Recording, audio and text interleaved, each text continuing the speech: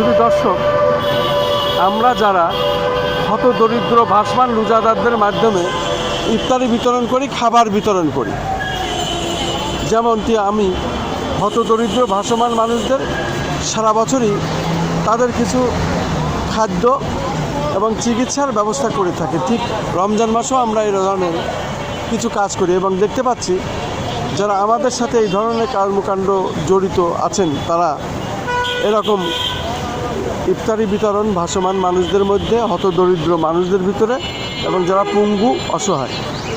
আমরা দেখতে পাচ্ছি রাজধানী, আমি দেখানোর চেষ্টা করছি, রাজধানী ঢাকা জাতীয় প্রেস ক্লাবের সামনে প্রথম রমজান থেকেই এই হতদরিদ্র ভাসমান রোজাদার পঙ্গু অসহায় মানুষদের খাদ্য বিতরণ করা হয়।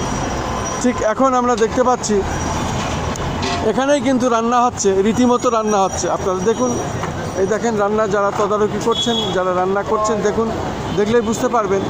এখানে গ্যাসের ইয়েতে বড় ডেকে বিভিন্ন ভেজিটেবল সবজি দিয়ে খিচুড়ি রান্না করা হয়। রোজার সময় প্রথম রমজান থেকে শুরু করে প্রত্যেক দিন ইনশাল্লাহ তারা এই মাস ভরেই এই কাজটি করবেন, এবং সেইভাবেই আমি দেখানোর চেষ্টা করছি। রান্না হচ্ছে, এখানে সমস্ত কিছু আছে, প্লেট, গ্লাস, বাটি, বড় ডেক।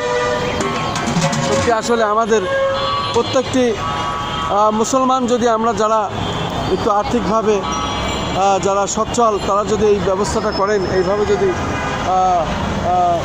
মানে রোজাদারদের, হতদরিদ্র মানুষদের, বিশেষ করে যারা ভাসমান, যারা ফুটপাতে থাকে, যাদের মাথা গোঁজার ঠাঁই নাই, পঙ্গু, অসহায়, হতদরিদ্র, তাদের নিয়ে যদি কাজ করেন, তাহলে পারে আমাদের দেশে আর এইভাবে হতদরিদ্র গরিব মানুষ খুব একটা থাকে না, আমি মনে হয়।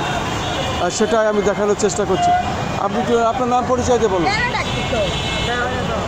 রান্নাবান্না চলছে, আর কতক্ষণ পরে আপনারা খাবারটা বিতরণ করবেন? 5:30, 6টা থেকে আমরা খাবার বিতরণ শুরু করি। 5:30। জি। শুধু দর্শক, মূলত এইভাবেই এই ইফতারির আয়োজন করা হয়, খাবারের ব্যবস্থা করা হয়, এবং আর যে রোজাগুলো বাকি আছে, এই রোজাতেও এই ইফতারি চলবে। আমরা সাধারণত যারা হতদরিদ্র মানুষ নিয়ে কাজ করি, তারাই সাধারণত এই কাজগুলো করে থাকি।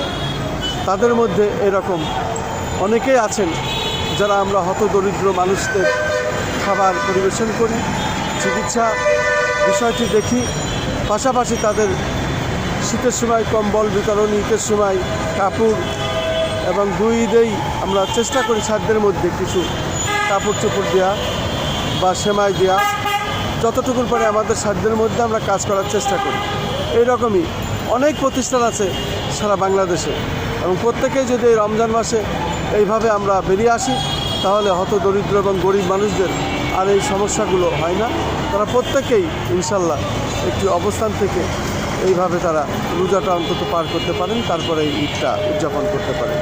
আমি খন্দকার মাসুদুজ্জামান, জাতীয় প্রেস ক্লাবের সামনে থেকে, রাজধানী ঢাকা।